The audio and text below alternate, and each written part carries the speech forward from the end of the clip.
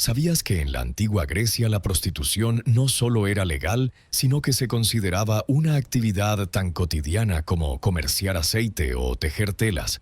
Imagina por un momento que caminas por las polvorientas calles de Atenas, rodeado de columnas de mármol y el aroma persistente del vino fermentado. Entre los filósofos que debatían en las plazas, los comerciantes que ofrecían sus productos y los jóvenes aprendices que cargaban ánforas, se movían también mujeres cuyo oficio era tan antiguo como la propia ciudad: las prostitutas, en toda su variedad de rangos y condiciones.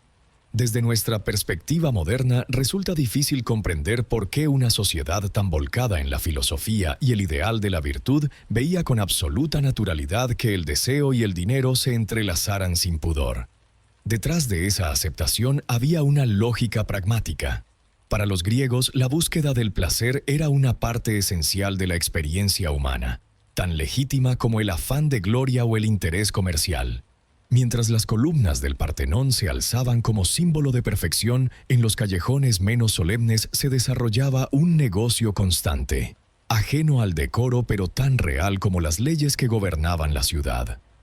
En el siglo V antes de nuestra era, Atenas vivía su momento más brillante.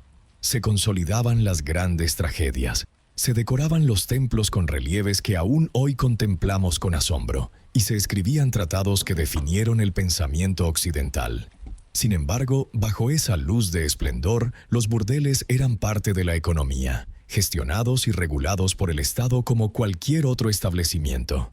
Se cuenta que Solón, célebre legislador y reformador social, impulsó leyes específicas para ordenar el comercio sexual y garantizar precios accesibles. Algunos cronistas sostenían que había fundado burdeles públicos con tarifas tan bajas que cualquier ciudadano podía permitirse una visita. Resulta curioso imaginar que, en una democracia naciente, se considerara una medida casi benéfica la creación de prostíbulos populares.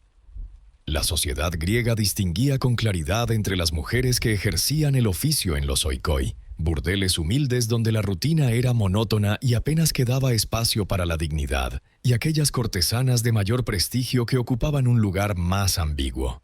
Las primeras eran las pornai, mujeres muchas veces esclavas o extranjeras que vivían bajo la autoridad de un proxeneta y apenas podían elegir a sus clientes.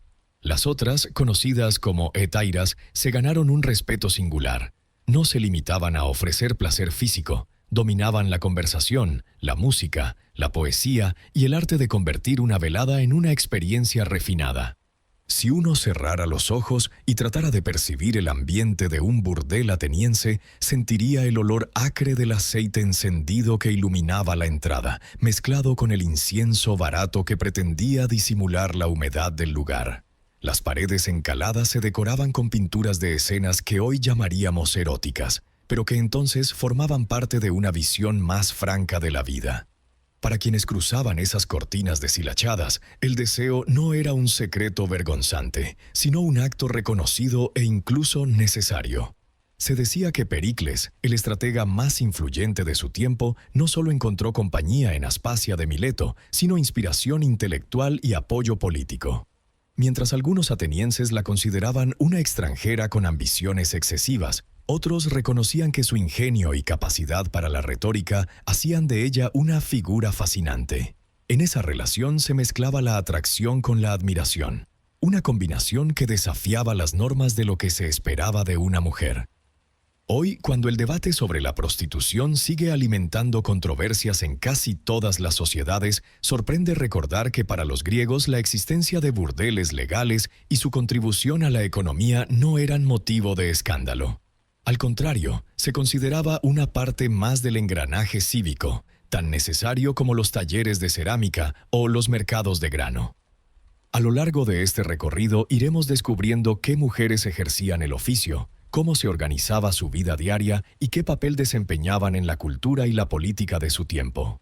Porque la prostitución en la antigua Grecia no fue un fenómeno marginal ni una simple anécdota histórica. Fue una institución que atravesaba todos los estratos, desde el marinero que buscaba compañía por unas monedas hasta el gobernante que compartía su lecho con una mujer capaz de discutir filosofía mientras servía el vino. Y al levantar ese velo surge inevitablemente la pregunta de hasta qué punto podemos entender a los griegos si no exploramos con honestidad su relación con el deseo y la sensualidad. La imagen de los burdeles atenienses se completa cuando observamos su funcionamiento diario, tan mecánico como implacable. Los oikoi, esas casas públicas donde trabajaban las pornai, se ubicaban en barrios concurridos, cerca de las tabernas y los mercados. Su fachada apenas se distinguía de cualquier otra vivienda sencilla, salvo por una lámpara encendida que servía de señal inequívoca. El aceite de esa lámpara desprendía un olor fuerte, que se impregnaba en la ropa y delataba a quien cruzaba el umbral. A menudo bastaba un ligero perfume en la túnica de un hombre para que su esposa o sus vecinos supieran dónde había pasado la tarde. Dentro, el ambiente era austero, incluso áspero. Las paredes encaladas mostraban manchas oscuras por el humo constante de las lámparas. El suelo, cubierto de paja, se barría con rapidez entre un cliente y otro. Sobre los colchones, que rara vez se renovaban, se desarrollaba un rito carente de emoción. Para muchas de esas mujeres, la rutina comenzaba con el amanecer y no terminaba hasta bien entrada la noche. Apenas tenían tiempo de recuperar el aliento antes de volver a ajustar sus peinados y alisar sus ropas. Los clientes se sucedían uno tras otro, dejando tras de sí un leve rumor de pasos y el tintineo de las dracmas que se depositaban en un recipiente de arcilla. La tarifa era fija y tan baja que incluso los jornaleros podían permitirse aquel desahogo. Una dracma bastaba para comprar media jornada de placer, o más bien un simulacro de compañía. Entre el murmullo de las conversaciones breves y el olor agrio del sudor mezclado con vino barato, todo se reducía a un intercambio elemental que sostenía a familias enteras y alimentaba los impuestos que luego se destinaban a obras públicas. Lejos de ese entorno humilde, las hetairas vivían de otro modo. Sus casas no estaban abiertas a cualquiera. Para entrar no bastaba con llevar una moneda. Hacía falta una invitación, un regalo o la recomendación de otro cliente. Eran espacios cuidados, con tapices de colores, lámparas de bronce pulido y alfombras que amortiguaban los pasos. Allí el tiempo transcurría más lento, como si el placer se sirviera envuelto en un barniz de cultura y sofisticación. Las hetairas aprendían desde jóvenes el arte de la conversación y la música. Sabían tocar la lira, declamar versos y comentar la política con el mismo ingenio que un ciudadano libre.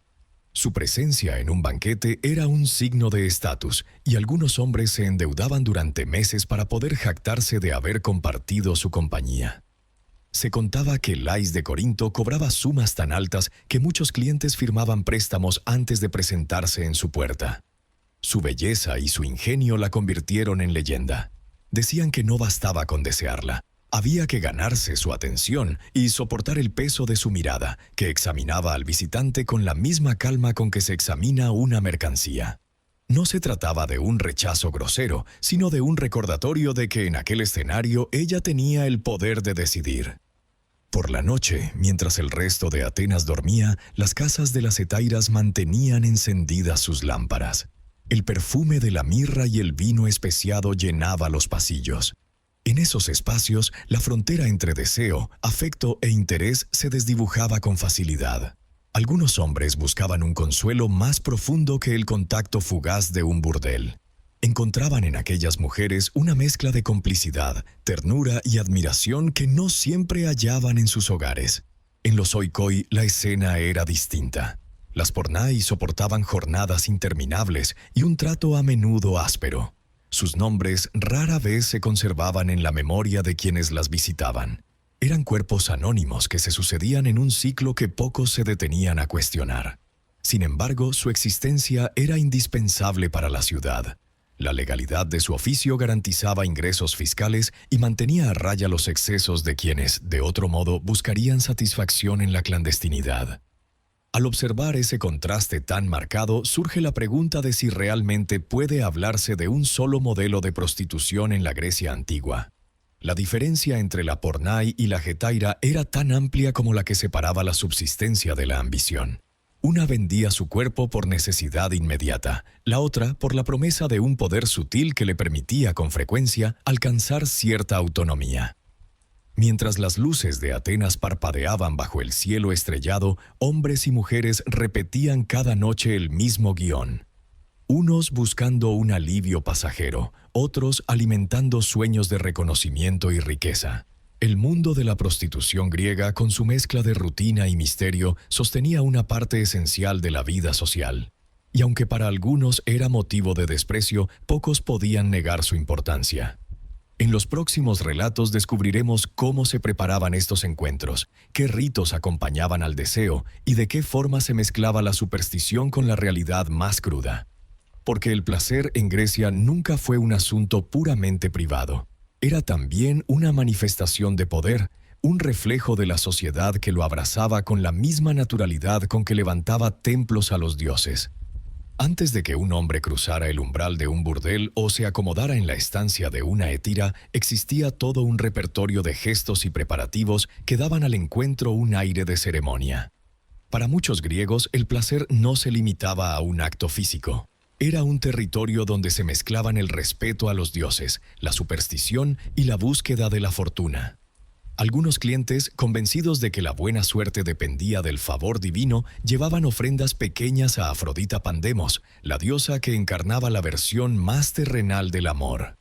Un ramo de lirios, una figura de terracota o un simple pebetero con incienso bastaban para hacer sentir que el deseo no era un capricho cualquiera, sino un impulso bendecido por la divinidad. Había quienes se detenían ante un altar improvisado, encendían una lámpara y murmuraban una oración. Aunque desde fuera pudiera parecer una superstición ingenua, aquel gesto calmaba la conciencia y alimentaba la sensación de que todo transcurriría sin contratiempos. Incluso las propias prostitutas llevaban amuletos, como colgantes de piedra azul con forma de ojo, que se creía protegían contra el mal de ojo y las desgracias. La mezcla de aromas, aceites perfumados, humo de resina y vino agrio creaba un ambiente denso que envolvía los sentidos en cuanto se traspasaba la cortina de entrada. El rito también tenía una parte práctica. En los oikoi, el pago se efectuaba antes de cualquier palabra o caricia. Un criado esperaba en la puerta con una caja de madera donde el cliente depositaba la dracma correspondiente. Nadie preguntaba por el origen del dinero ni por la vida del visitante. El deseo era una moneda corriente que se aceptaba con naturalidad, sin más preguntas que las necesarias. A veces, quien no podía pagar se marchaba sin un reproche abierto, pero con la certeza de que su nombre quedaría registrado en una lista que se consultaba con discreción. En las casas de las hetairas, los preparativos eran más elaborados. El visitante solía llegar con un regalo: un frasco de perfume, una copa labrada en bronce, una pieza de tela teñida en púrpura. El valor del obsequio indicaba su interés y su disposición a prolongar la velada. No existía un protocolo rígido, pero todos sabían que la cortesía era el preludio necesario de cualquier acercamiento. En algunas ocasiones, la anfitriona recibía al invitado con un cántaro de vino mezclado con miel y especias. El primer sorbo marcaba el ritmo de la noche, una señal de que el encuentro no sería apresurado ni vulgar. Las hetairas dominaban el arte de la espera. Sabían cuándo guardar silencio y cuándo pronunciar la frase justa que relajara la tensión. Sus movimientos eran pausados, casi rituales. Encendían lámparas con mechas nuevas, ofrecían cojines suaves y disponían los platos con frutas maduras. Bajo aquella calma estudiada se escondía un conocimiento profundo del deseo y de la psicología de sus clientes. El silencio de la estancia, roto apenas por el crepitar del aceite en las lámparas, creaba un clima de intimidad que pocos podían rechazar. No todos los hombres buscaban lo mismo. Algunos querían solo un refugio temporal para olvidar los negocios o la política. Otros necesitaban sentir que, al menos por una noche, eran el centro de la atención de alguien que los comprendía. En las miradas largas y las sonrisas contenidas se tejían complicidades que podían durar lo que tarda en vaciarse una copa o prolongarse durante años. Los burdeles estatales ofrecían una experiencia muy distinta. Allí, las mujeres no podían elegir. El trabajo comenzaba con el alba y se repetía sin tregua hasta que las lámparas se apagaban. La higiene era un asunto de mera funcionalidad, Un cántaro con agua templada, un paño limpio, un frasco de aceite barato para suavizar el olor corporal. Cada detalle estaba pensado para mantener un mínimo de dignidad y evitar las quejas de los clientes. En cambio, las hetairas invertían tiempo y recursos en preservar su atractivo. Usaban aceites costosos traídos de Egipto, bálsamos con esencia de rosa y peines de marfil que ordenaban sus cabellos con precisión. El contraste entre ambos mundos era tan profundo que difícilmente podía pasarse por alto. Mientras en los Oikoi el tiempo se medía en monedas y turnos, en las casas de las cortesanas el tiempo parecía detenerse.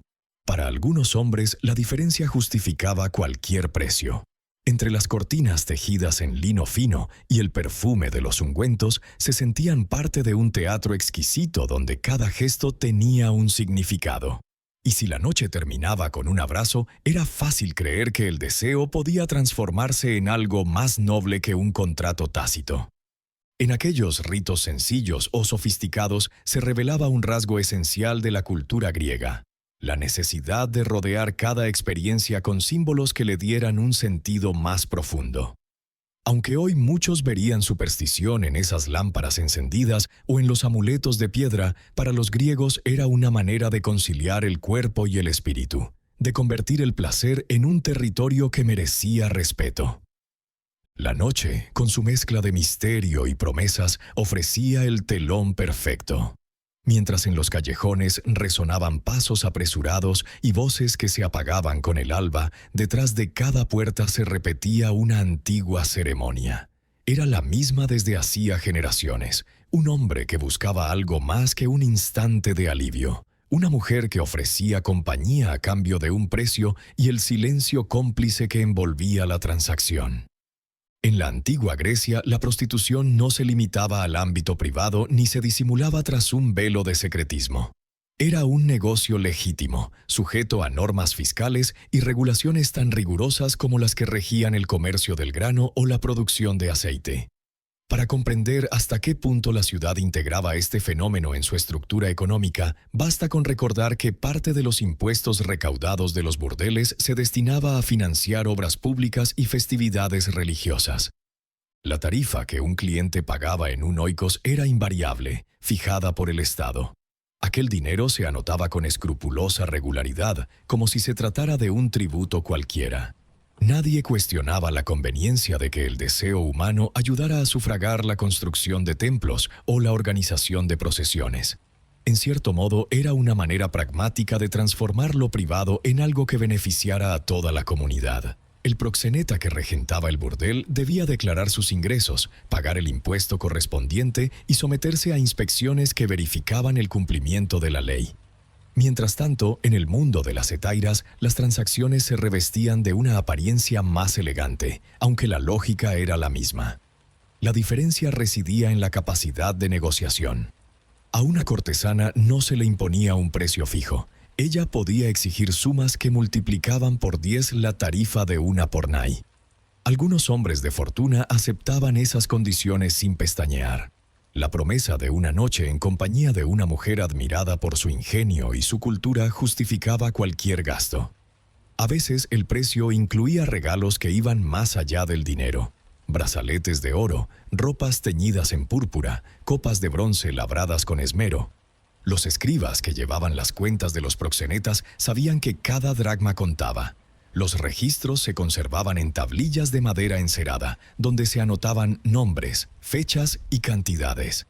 No era raro que un cliente moroso viera su deuda expuesta ante la mirada burlona de sus conciudadanos. En una sociedad donde la reputación era un bien tan valioso como la riqueza, la humillación pública podía arruinar una carrera política o desbaratar alianzas familiares. Había hombres que se arruinaban poco a poco, incapaces de renunciar al prestigio de frecuentar a una hetaira célebre. Entre los ricos comerciantes y los militares de alto rango circulaban historias de deudas astronómicas contraídas en banquetes prolongados durante varias noches. Nadie se escandalizaba en exceso. La indulgencia con que se miraba esa prodigalidad tenía mucho que ver con la admiración que despertaban ciertas mujeres capaces de convertir un encuentro en una experiencia digna de ser recordada. El Estado no dejaba nada al azar. Los burdeles estaban obligados a pagar un impuesto regular conocido como el pornicón telos. Con ese dinero se financiaban reparaciones de murallas, festividades y, en ocasiones, la manutención de huérfanos de guerra. A los ojos de un ateniense no había contradicción en que los tributos generados por la prostitución se destinaran a fines considerados nobles. La lógica era sencilla. Si los ciudadanos recurrían a ese servicio de manera constante, resultaba sensato que una parte del beneficio revirtiera en la comunidad. La fiscalidad no era un mero trámite burocrático, también funcionaba como un mecanismo de control social. El Estado mantenía la autoridad sobre los burdeles y, en caso necesario, podía clausurarlos o multar a sus responsables. Para las pornai, esa regulación suponía al menos la garantía de una protección mínima frente a abusos extremos. La supervisión oficial evitaba que los proxenetas incrementaran de manera arbitraria las tarifas o retuvieran a las mujeres en condiciones insalubres. Al otro extremo, la independencia económica que algunas hetairas alcanzaban despertaba envidia y admiración a partes iguales. La suma de regalos, pagos en metálico y favores políticos podía convertirlas en mujeres ricas. Algunas encargaban estatuas en su honor o financiaban espectáculos teatrales. Esa capacidad de decidir su destino las diferenciaba de otras mujeres griegas, cuyas vidas transcurrían bajo la tutela del marido o el padre. Pero esa libertad era frágil. Bastaba un escándalo, un rumor malintencionado o la vejez para que la fortuna acumulada se desvaneciera. Cuando una hetaira caía en desgracia, pocos acudían en su auxilio. La ciudad que celebraba su ingenio y su belleza encontraba pronto otras mujeres que ocuparan su lugar. El mundo de la prostitución griega no puede entenderse sin este telón de fondo económico. Era un sistema que, aunque hoy pueda resultarnos contradictorio, mezclaba la legalidad más rigurosa con la fascinación que inspiraban quienes sabían convertir el deseo en una forma de poder. Entre los balances contables y las noches de vino especiado se tejían historias que dejaban su huella en la memoria colectiva.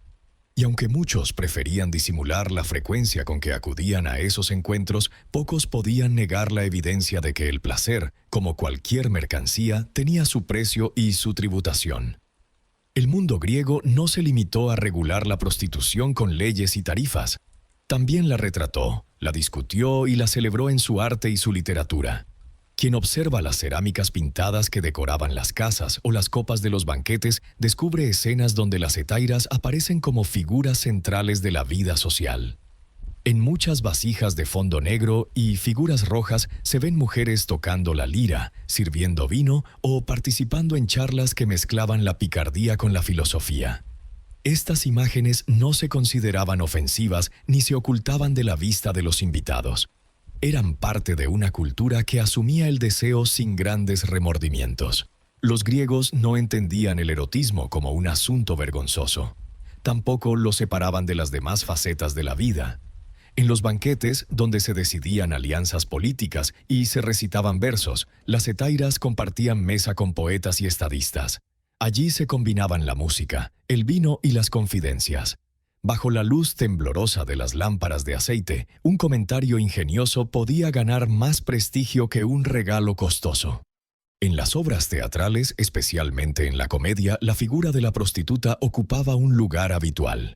Los autores se deleitaban en retratar los enredos amorosos, las deudas que arruinaban a los incautos y los celos que consumían a esposas legítimas.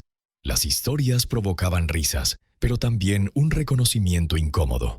Muchos de los espectadores conocían de primera mano esa mezcla de deseo y ruina. Las sátiras no ahorraban detalles sobre la torpeza de los hombres que, seducidos por la belleza de una cortesana, hipotecaban su fortuna y su prestigio.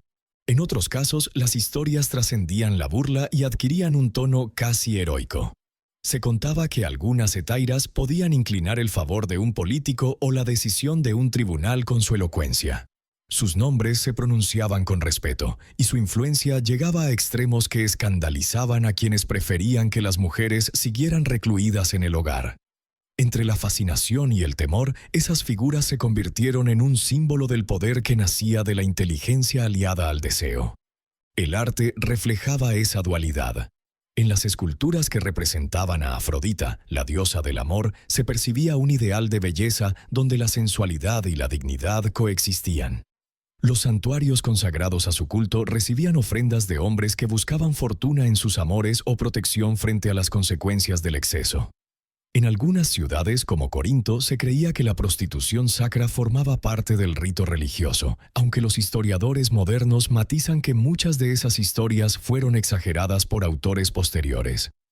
Sea cual fuera la realidad, la creencia popular alimentó durante siglos la idea de que el sexo y lo divino podían encontrarse en un mismo espacio. Los filósofos también reflexionaron sobre la naturaleza del deseo.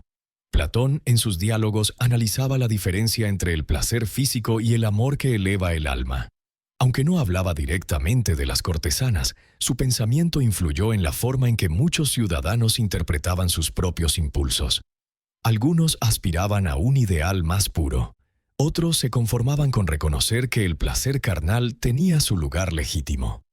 Al contemplar estas obras y leer esos textos, se comprende que la prostitución no era un fenómeno marginal. Era un tema digno de cerámica, poesía y debate público.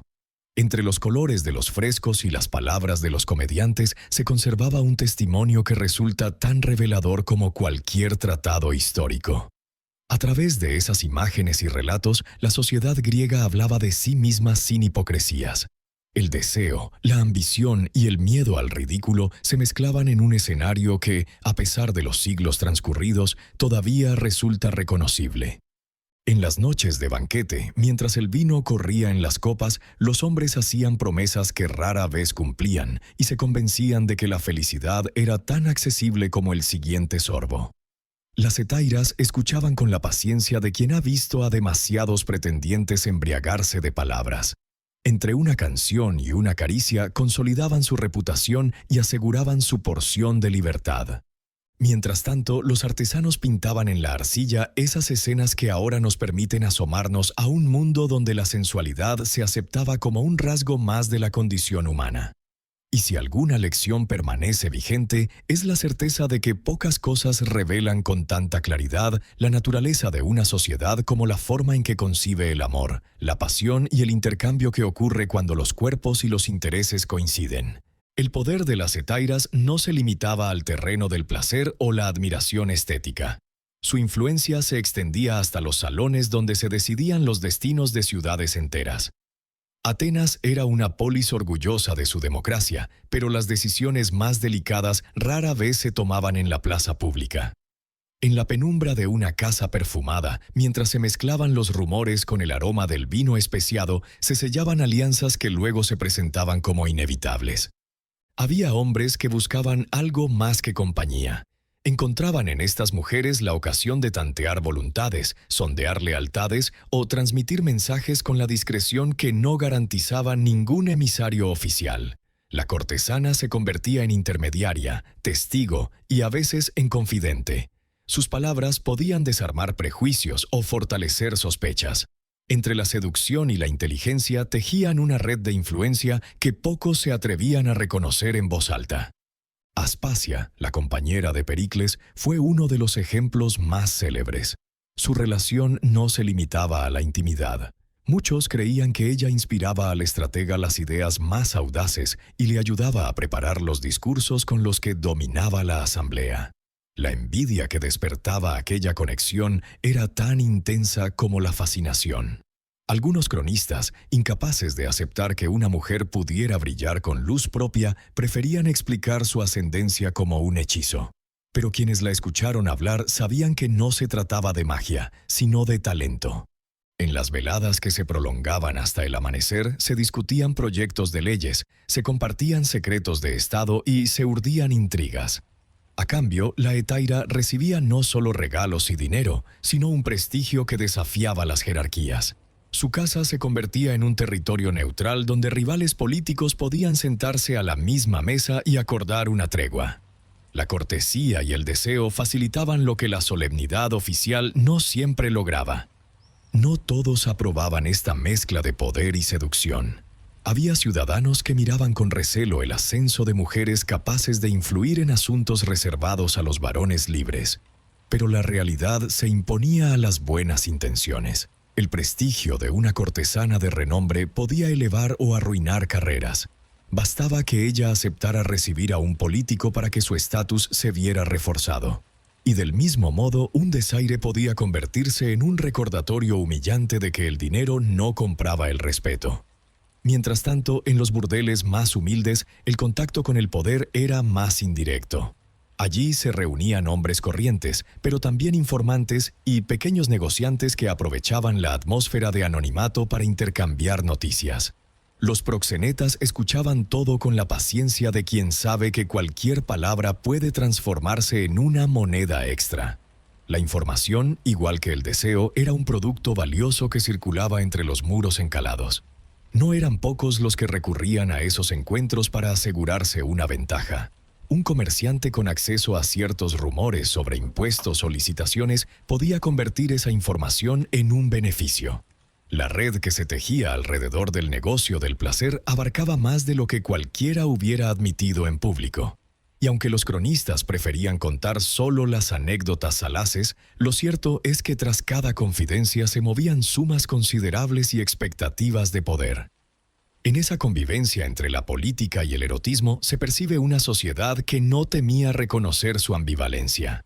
Para los griegos, la frontera entre el prestigio y la perdición era tan estrecha que cualquiera podía cruzarla sin darse cuenta. El mismo hombre que por la mañana defendía su reputación en la asamblea podía perderla por la noche, entre un brindis y una caricia que se prolongaba más de lo prudente. Las hetairas se movían en ese espacio ambiguo con una destreza que mezclaba la cortesía con la determinación. Sabían cuándo escuchar, cuándo callar y cuándo ofrecer una palabra que aliviara el orgullo herido. Su presencia era un recordatorio constante de que el poder, igual que el deseo, siempre busca la complicidad de quien sabe ejercerlo con inteligencia. Entre las lámparas encendidas, los cojines perfumados y las copas que se llenaban una y otra vez, se decidieron pactos que luego se presentaron como fruto de la razón. Y mientras los hombres se convencían de que tomaban decisiones por puro cálculo, tal vez olvidaban que, al menos por unas horas, habían confiado su ambición al juicio de una mujer acostumbrada a escuchar sus confesiones. Detrás del intercambio de favores, de las negociaciones y de las cifras que llenaban los registros fiscales, latía algo más profundo que el deseo o el interés. La vida de las mujeres que ejercían la prostitución en la Grecia antigua estaba hecha de momentos en los que la frontera entre el negocio y el afecto se difuminaba. Algunos clientes buscaban compañía sin otro propósito que sentirse escuchados. Otros se convencían de que en aquellas miradas se escondía una ternura sincera. Quizá era un espejismo, o tal vez una necesidad compartida de encontrar un respiro frente a la dureza de la vida pública. Para las hetairas, que gozaban de cierta libertad, era posible elegir con quién establecer un vínculo más duradero. No era raro que mantuvieran relaciones prolongadas con un hombre que se convertía en protector, amigo e incluso amante. En ese equilibrio delicado surgía un tipo de afecto que, si bien no se parecía al matrimonio tradicional, tenía su propia legitimidad. A diferencia de las esposas legítimas, las cortesanas podían decidir a quién concedían su tiempo, su atención y su lealtad. Había historias que pasaron de boca en boca, como la de Hipérides, un orador célebre que abandonó durante semanas sus obligaciones políticas para cuidar a la mujer que amaba. Ella había sido una hetaira, y la devoción con que él la acompañó en su enfermedad se consideró escandalosa. Sin embargo, su ejemplo fue recordado por quienes creían que el afecto no se somete a las normas que dictan el prestigio o la conveniencia. La dignidad de una hetaira no dependía solo de su belleza ni de su talento para la conversación. Radicaba también en su capacidad de cultivar un espacio íntimo donde la apariencia y la sinceridad se mezclaban con naturalidad. En el silencio de las estancias adornadas con tapices y lámparas de bronce se compartían confidencias que a veces pesaban más que cualquier caricia. Un hombre podía abrir su corazón a la mujer que, oficialmente, no ocupaba ningún lugar en su árbol genealógico, pero que conocía mejor que nadie sus miedos y anhelos. Mientras tanto, en los burdeles más humildes, el afecto era un lujo inalcanzable. La Pornay atendía a hombres desconocidos uno tras otro, sin tiempo para preguntarse si en algún momento podría dejar aquel oficio. Sus días se medían en monedas y turnos, y cuando las lámparas se apagaban, la soledad caía sobre las paredes encaladas con un peso difícil de explicar. Allí no había espacio para la ilusión de un vínculo más profundo. Aún así, algunas de esas mujeres conservaban gestos de humanidad que desmentían la idea de que su oficio las convertía en autómatas. Una palabra amable, un pañuelo ofrecido al cliente que lloraba sus derrotas, un silencio que no pedía explicaciones. Entre las sombras del desprecio social brillaban pequeñas chispas de dignidad y compasión. La independencia económica que algunas hetairas alcanzaban era, para ellas, una conquista que justificaba los sacrificios. Podían decidir dónde vivir, qué vestir, a quién recibir. Podían ahorrar lo suficiente para retirarse y asegurar su vejez. Pero esa libertad era frágil. Bastaba un escándalo o la pérdida de la juventud para que los amigos desaparecieran y la fortuna se evaporara. Muchas terminaban sus días en el anonimato, olvidadas por quienes un día buscaron su sonrisa con ansiedad. Los registros muestran que algunas dejaron herencias a sus hijos ilegítimos o a los criados que las habían acompañado durante años. Era una forma de afirmar que su paso por el mundo merecía un recuerdo distinto al estigma. Otros testimonios cuentan que en la última etapa de su vida se refugiaban en pequeños altares donde encendían lámparas por las noches. Allí, quizá, evocaban los tiempos en que su nombre circulaba con respeto entre los hombres que disputaban su favor. En ese recorrido que unía la ambición y la ternura, el miedo a la soledad y el orgullo de haber elegido un destino propio, se dibujaba un retrato mucho más complejo que el de una simple mercancía. Aunque la ley y la costumbre definían su trabajo como un servicio, cada mujer encontraba su manera de habitarlo. Y cuando las lámparas se apagaban y la ciudad recuperaba su silencio, quedaba la certeza de que detrás de cada encuentro había algo más que un contrato tácito, la necesidad de sentirse humanos en un mundo que, con frecuencia, exigía máscaras. Entre los aspectos más sorprendentes de la prostitución en la antigua Grecia estaba el cuidado minucioso de la higiene y la apariencia. No era una simple cuestión de vanidad. Para las mujeres que ejercían este oficio, mantener el cuerpo limpio y perfumado era parte esencial del trabajo, una forma de dignificar su presencia ante los ojos de los clientes y preservar su salud en un entorno donde el contacto físico era constante. En los burdeles estatales, la limpieza seguía un protocolo básico. Antes de comenzar la jornada, las pornay disponían de cántaros con agua templada.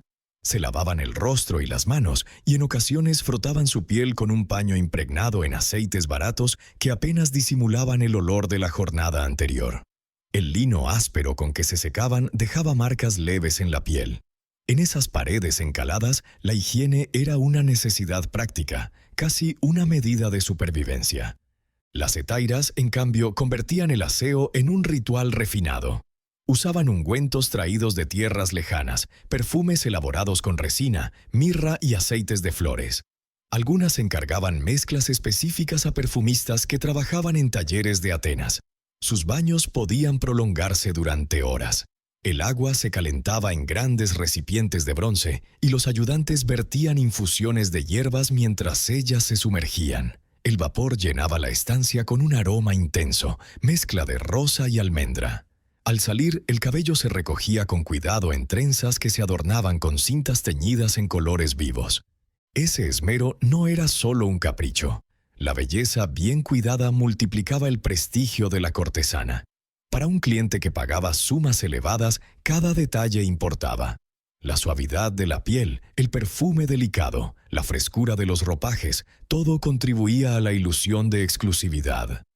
Aquella atmósfera envolvía los sentidos y transformaba el encuentro en una experiencia que muchos idealizaban durante meses. Había normas no escritas sobre la higiene de los visitantes. Se esperaba que el hombre llegara aseado, con las manos limpias y el aliento perfumado con hierbas masticadas o enjuagues de vino mezclado con mirra. Quien descuidaba estos gestos mínimos era recibido con cortesía, pero difícilmente con entusiasmo. La cortesana podía aceptar el encuentro, pero difícilmente prolongaría la conversación ni otorgaría la calidez que distinguía a sus mejores clientes. La prevención de enfermedades era un asunto que preocupaba tanto a las autoridades como a quienes ejercían el oficio. No existía el conocimiento médico que hoy poseemos, pero algunos burdeles contaban con reglas que prohibían ciertos contactos si se percibían síntomas de dolencias visibles. Las mujeres usaban aceites y ungüentos que, según creían, actuaban como barrera frente a infecciones. El sentido común suplía lo que faltaba de ciencia. Cambiar con frecuencia las ropas de cama, ventilar las estancias y lavar el cuerpo tras cada cliente eran precauciones que, en parte, ayudaban a limitar los males más evidentes. En el mundo de las hetairas, los cuidados personales adquirían un matiz casi ceremonial. Los peines de marfil, las esponjas traídas del Egeo y los frascos de vidrio soplado eran tan importantes como los tapices o las lámparas. Una cortesana que aspiraba a conservar su clientela sabía que la higiene era una promesa de calidad. Cada gesto se convertía en un mensaje silencioso que decía: «Aquí todo está dispuesto para tu placer, pero también para tu respeto». Se contaba que algunas de las más admiradas mantenían un ajuar completo con perfumes de distintos tipos, seleccionados según la ocasión. Para un banquete discreto preferían esencias suaves de lirio. Si la noche prometía un encuentro más prolongado, elegían perfumes intensos que perduraban en la memoria. Al marcharse, el visitante conservaba en su ropa el rastro de ese olor, como un recordatorio que mezclaba el deseo con el prestigio. Mientras tanto, en los oikoi, las mujeres hacían lo posible con lo que tenían. Entre turnos breves se enjugaban el sudor con paños limpios, rociaban la estancia con humo de resina y renovaban el agua de las jarras. No era lujo, pero sí un esfuerzo por mantener una mínima dignidad en circunstancias adversas. El cuidado del cuerpo no era un detalle menor. Para muchas era la única forma de sentirse dueñas de algo propio. En un mundo que las consideraba mercancía, la higiene personal era un pequeño territorio de control y orgullo. Era la diferencia entre resignarse a la indiferencia o sostener la cabeza alta cuando el cliente cruzaba la puerta. El cuidado del cuerpo no era un detalle menor. Para muchas era la única forma de sentirse dueñas de algo propio. En un mundo que las consideraba mercancía, la higiene personal era un pequeño territorio de control y orgullo. Era la diferencia entre resignarse a la indiferencia o sostener la cabeza alta cuando el cliente cruzaba la puerta. Al pensar en estos gestos que se repetían día tras día, es difícil no reconocer la humanidad que se manifestaba en lo más sencillo. El deseo, la necesidad de aceptación y el instinto de protegerse convivían en cada gota de aceite perfumado, en cada trenza cuidadosamente anudada, en cada tela limpia que envolvía un cuerpo fatigado. Más allá de la rutina y los cuidados meticulosos, la prostitución en la antigua Grecia estaba atravesada por una tensión constante entre el reconocimiento social y el estigma. La cortesana podía ser admirada en los banquetes, mencionada en versos o celebrada en los chismes de la ciudad, pero pocas veces recibía un respeto que se tradujera en aceptación plena. Era una figura deseada y temida al mismo tiempo. Su influencia resultaba incómoda porque recordaba que el placer, por más regulado que estuviera, no se podía domesticar del todo. En un mundo donde la mayoría de las mujeres vivían bajo la tutela de un hombre, la independencia de una hetaira se veía con sospecha. Podía elegir con quién compartir su tiempo, cuánto cobrar y a quién rechazar sin dar explicaciones. Esa autonomía despertaba recelos en quienes creían que el orden dependía de que cada persona aceptara su papel sin cuestionarlo. Para algunas esposas legítimas, la figura de la cortesana representaba una amenaza silenciosa, un recordatorio de que el afecto de un marido podía desviarse hacia quien ofreciera la mezcla de sensualidad e inteligencia que se negaba en el matrimonio. Las historias de amor verdadero entre cortesanas y hombres influyentes se contaban con un tono entre la burla y la admiración. No era raro que un político que había edificado su carrera sobre discursos morales se descubriera atrapado por el encanto de una mujer que no pertenecía a su círculo. Algunos intentaban disimularlo, otros asumían su elección con naturalidad, convencidos de que el afecto no pedía permiso para florecer. Pero incluso cuando el sentimiento era sincero, la sociedad imponía límites. El matrimonio con una hetaira era impensable para la mayoría. La unión legal requería la aprobación de la familia y el reconocimiento de la comunidad. La cortesana, por más admirada que fuera, quedaba fuera de esa posibilidad. En los burdeles más humildes el estigma era aún más severo. Allí no había espacio para la ilusión de un vínculo personal. Las pornai eran consideradas un mal necesario. Mujeres que desempeñaban una función que evitaba que la ciudad se viera sacudida por excesos mayores. Nadie se interesaba por sus historias, sus deseos o sus miedos. Eran anónimas, invisibles cuando no se las necesitaba y descartables cuando envejecían. Sin embargo, entre aquellas paredes se repetían gestos de humanidad. La risa que surgía sin planearlo, la compasión hacia un cliente derrotado, el orgullo silencioso de quien se resistía a la desesperanza. Para las hetairas, la ambigüedad de su posición era una carga y una fuente de poder al mismo tiempo. Sus casas se convertían en espacios donde podían ejercer un control que no se les permitía en el exterior. Allí decidían quién entraba, cómo se desarrollaba la conversación y cuándo ponía fin a la visita. Esa capacidad de elegir les confería una dignidad que desafiaba las categorías habituales. No eran esposas ni concubinas, no eran esclavas ni del todo libres. Ocupaban un lugar intermedio que desconcertaba a quienes preferían un mundo dividido en compartimentos nítidos. Se decía que algunas cortesanas reunían en sus estancias a hombres de todas las tendencias políticas. Mientras se servía vino y se compartían canciones, se forjaban alianzas que luego se reflejaban en decisiones de la asamblea. El ambiente era denso de intereses y perfumes. Nadie ignoraba que en esas reuniones se tejían pactos que podían alterar la vida de miles de ciudadanos. Al amanecer, cuando las lámparas se apagaban y el silencio regresaba a las calles, las hetairas quedaban solas con sus pensamientos. Tal vez repasaban la noche con la satisfacción de haber mantenido su prestigio o con la amargura de saberse condenadas a la desconfianza. La ambigüedad era su destino, y en esa ambigüedad residía una libertad que muchas habrían defendido incluso a costa del desprecio. Mientras tanto, en los burdeles humildes, las pornai se preparaban para el día siguiente con resignación. Cada jornada era igual que la anterior. Una sucesión de rostros anónimos y breves conversaciones que se borraban en cuanto la cortina se cerraba. Sin embargo, incluso allí, la dignidad encontraba la forma de sobrevivir. Bastaba un gesto de cuidado, una palabra amable, una decisión tomada con firmeza para demostrar que ninguna vida se resume en una etiqueta. En la memoria de quienes compartieron con ellas un instante de verdad, permanecía la certeza de que el deseo, por más que se intentara reglamentar, siempre tendría un componente de misterio que escapa a cualquier intento de definirlo. Al contemplar todo el universo de la prostitución griega, resulta inevitable preguntarse si era posible separar el cuerpo del alma, el interés económico de la búsqueda de afecto.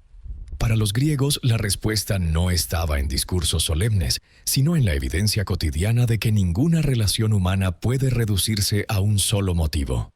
Entre el brillo de las lámparas y el susurro de las conversaciones se entrelazaban la pasión, el miedo, la ambición y la necesidad de reconocimiento. La prostitución no fue un fenómeno marginal en Atenas ni en otras ciudades. Era un engranaje que contribuía a la economía, una válvula que ayudaba a mantener la estabilidad social y un territorio donde las convenciones se relajaban lo bastante como para permitir gestos de franqueza. Allí donde los templos celebraban la virtud, los burdeles recordaban la otra cara de la naturaleza humana, la que no teme reconocer su deseo. La huella cultural de este fenómeno se percibe en las obras que han sobrevivido. Las copas decoradas con escenas sensuales, los versos que ensalzan la belleza de una hetaira y las historias que recogieron los cronistas no fueron accidentes.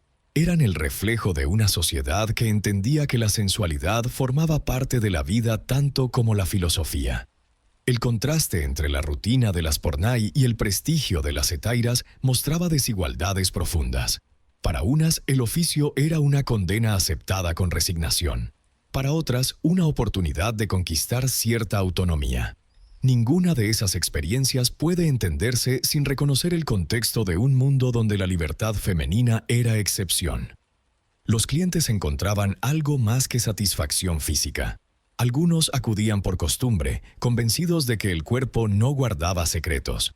Otros descubrían que el placer se mezclaba con la ternura y que el contacto prolongado creaba una intimidad que ningún contrato garantizaba. Entre los muros de un burdel o en la penumbra de una hétira se tejían historias que ninguna crónica oficial registró, pero que modelaron el carácter de quienes las vivieron. Cada noche, cuando la ciudad dormía, se encendían lámparas que iluminaban un mundo aparte. Allí, entre perfumes y confidencias, se encontraban quienes preferían el riesgo de un afecto incierto al silencio respetable. Al amanecer quedaban restos de vino, promesas incumplidas y la memoria de un instante que, por unas horas, hacía olvidar la jerarquía de las leyes y el peso de la reputación. Las hetairas, que conservaron su independencia y su nombre en la memoria, no fueron simples acompañantes. Fueron testigos y protagonistas de una sociedad que vivía entre el orgullo de su cultura y la conciencia de sus contradicciones. Su figura encarna esa mezcla de respeto y recelo que aún provoca preguntas. Mientras tanto, las pornai siguieron cumpliendo su función sin esperar más reconocimiento que el pago acordado. Entre la indiferencia y el desprecio, resistieron con la dignidad de quien acepta lo que la vida ofrece y lo convierte en supervivencia. La prostitución enseñaba a los griegos que ninguna institución humana puede separarse de las pasiones que la sostienen, y que, incluso en los rincones menos gloriosos, late la necesidad de ser vistos y aceptados. Fue una institución compleja, tejida con hilos de pragmatismo, deseo y poder. Entre las paredes encaladas de un burdel y los salones perfumados de una cortesana se revelaba el pulso contradictorio de una cultura que elevaba la razón pero reconocía la fuerza del placer. Para unas mujeres fue un oficio sin opciones, para otras una oportunidad limitada de autonomía. Para los hombres un territorio donde se mezclaban fascinación y el riesgo de perderse. Hoy, al mirar esa época, es fácil sentir el impulso de juzgar con nuestros valores. Pero este recorrido enseña que el deseo humano no se deja encerrar en definiciones sencillas, y que tras cada encuentro se ocultaba una historia de supervivencia y búsqueda de sentido. La Grecia que admiramos por sus templos y su filosofía fue también la Grecia de las lámparas encendidas al anochecer, de palabras susurradas con complicidad y de la certeza de que, por más leyes que se dicten, el impulso de la carne siempre encuentra su cauce. Esa dualidad es lo que hace a esta civilización tan cercana, tan humana y tan llena de contradicciones como nosotros mismos.